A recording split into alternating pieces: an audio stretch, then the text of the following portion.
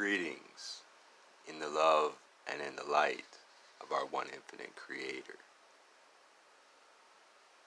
Reincarnation is one of the most important concepts to be grasped, for through it the universe functions in order to advance the evolution of mankind.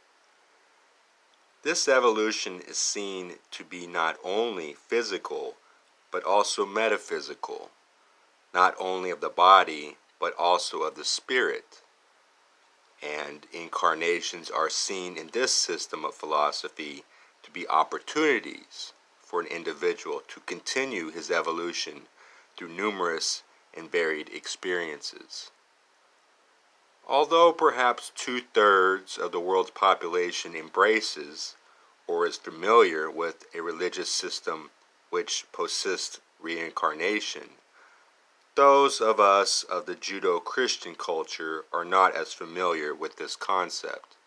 Nevertheless, Don's early investigation seems to indicate that reincarnation was a probability and that incarnations contain situations, relationships, and lessons which were far more easily understood in the light of knowledge of previous incarnations.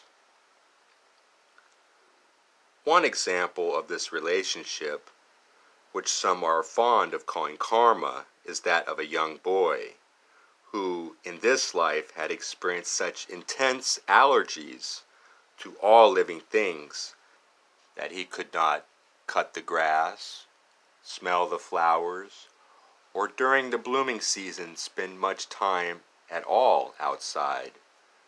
Under hypnotic regression, he experienced in detail a long life in England. He had been a solitary man whose nature was such as to avoid contact with any human being. He had inherited a fairly large estate, and he spent his life upon it. His one pleasure was the very extensive garden that he maintained. In it he had his gardeners plant all manner of flowers, fruits, and vegetables. After the life had been discussed, and while the lad was still in trance, the hypnotist asked the boy, as he often did, to contact what is loosely referred to as his higher self. He had the boy ask his higher self if the lesson of putting people first and other things second had been learned. The higher self said that indeed the lesson had been learned. The hypnotist then had the boy ask the higher self if this allergy could be healed, since the lesson had been learned and the allergy was no longer necessary.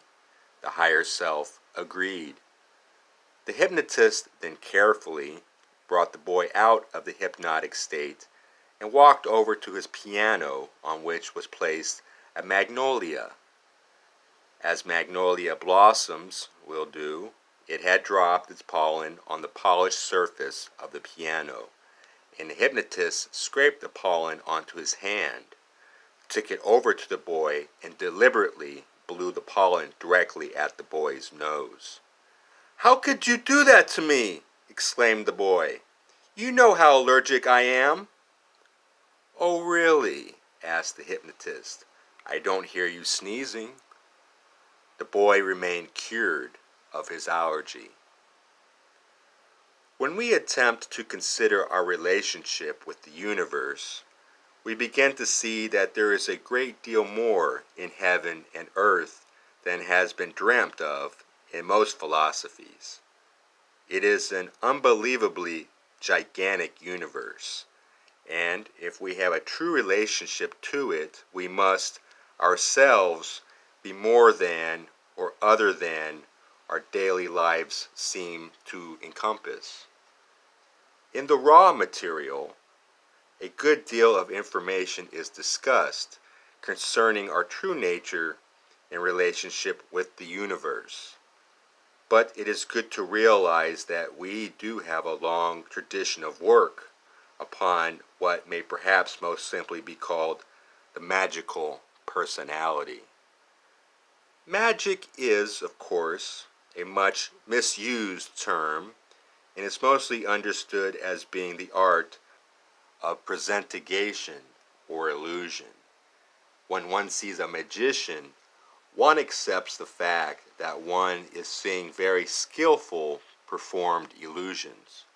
However, there is a study of the so-called magical personality which suggests that there is a thread which runs through our daily lives, which we can grasp, and using that thread, remove ourselves from time to time into a framework of reference points in which we see reality as being that of the spiritual body, that of the personality which exists from incarnation to incarnation, and indeed, since before the world was.